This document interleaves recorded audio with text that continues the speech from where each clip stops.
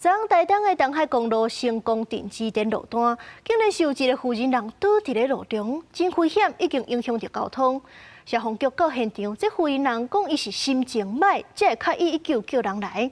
亲像这款无属于急难救助、滥用资源的报案电话，台东县的消防局今年是已经接到9000多通，甚至还有这2岁囡仔一暝就敲80多通。这款行为毋但是会去影响到真正有需要的救援任务，上当可爱食5万块的罚单。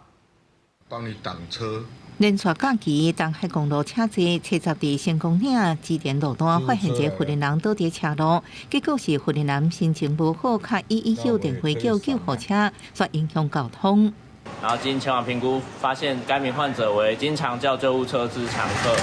那该名患者表示，今天他生日，心情不好，因为没有人帮他庆生。台东县消防局统计，亲像安尼无效报案的电话，今年到即马已经有9410件，造成救难人员四界走踪，其中上特殊的，还有一个差不多2岁囡仔，一暗道连续敲80多通119电话，亲像咧找人练讲话共款，互当地人员接电话接袂线，也影响正常救援勤务。